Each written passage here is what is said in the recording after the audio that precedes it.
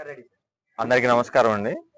ఈరోజు ఉదయం మా స్టేషన్కి రాబడిన సమాచారం మేరకు కాపురంలో కొంతమంది ఆన్లైన్ క్రికెట్ బెట్టింగ్ నిర్వహిస్తున్నారని ఇన్ఫర్మేషన్ రావడం జరిగింది.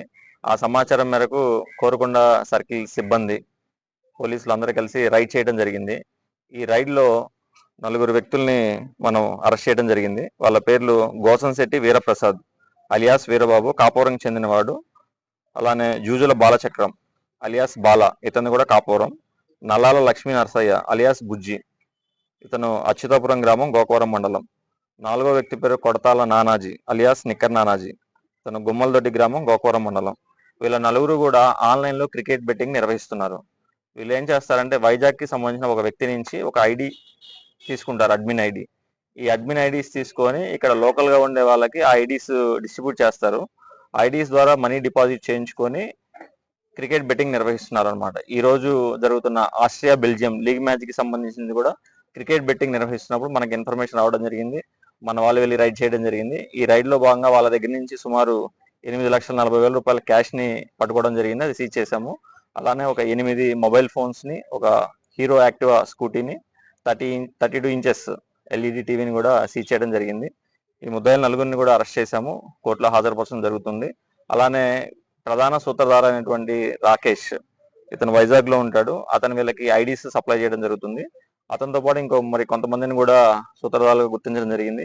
వీళ్ళు పరారీలో ఉన్నారు. వీరిని కూడా త్వరలోనే అరెస్ట్ చేయడం జరుగుతుంది. 1,000 రూపాయలు. వీళ్ళలో ఎంప్లాయీస్ ఎవరు లేరు. వీళ్ళందరూ కూడా ఆడిన కేసెస్ ఉన్నాయి. పేకాట, కోడి పందాలు ఆడిన కేసెస్ ఉన్నాయి. కొడతల్ల నానాజీ మీద ఇది ఫస్ట్ టైం అండి. ఏంటండి, అది విచారిస్తాం. ఎవరు వీళ్ళు ఎలా రెంట్కి తీసుకున్నారు, వాళ్ళకి ఏం చెప్పారు అనేది. మేము చెప్పేది కూడా అంటే అపరిచిత వ్యక్తులకు ఎవరికి కూడా ఇల్లు రెంట్కి ఇచ్చేటప్పుడు వాళ్ళ యాంటిసిడెంట్స్ అంటే వాళ్ళ పూర్వ నేర చరిత్ర ఏంటి అనేది స్టేషన్ లో సంప్రదించి తెలుసుకోవాల్సిందిగా కోరుతున్నాం. ఈ చుట్టుపక్కల చాలా ఇండస్ట్రీస్ ఉన్నాయి కాబట్టి ఎవరంటే వాళ్ళు వస్తూ ఉంటారు, రెంట్కి తీసుకుంటూ ఉంటారు. రెంట్కి తీసుకున్న వ్యక్తి ఏమేమి కార్యక్రమాలు నిర్వహిస్తున్నాడు అనేది కూడా ఇంటి యజమాని తెలుసుకోవాల్సిన బాధ్యత ఉంది. వాళ్ళకి తెలియని పక్షంలో పోలీస్ స్టేషన్ ని సంప్రదిస్తే మేము వాళ్ళ వివరాలు, వాళ్ళ నేర చరిత్ర విచారించి వాళ్ళకి అందజేయడం జరుగుతుంది అనమాట. మీ ద్వారా వాళ్ళకు కూడా తెలియపరుస్తున్నాం. ఈ రోజు మార్నింగ్ అండి.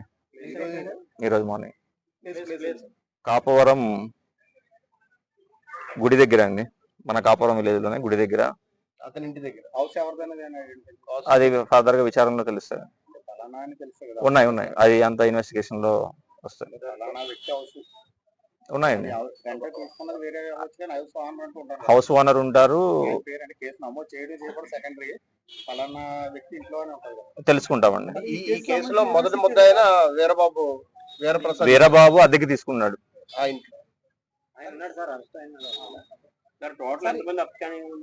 ఏడుగురు అండి.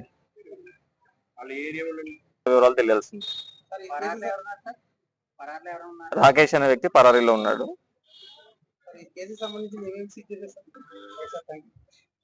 Okay, thank you.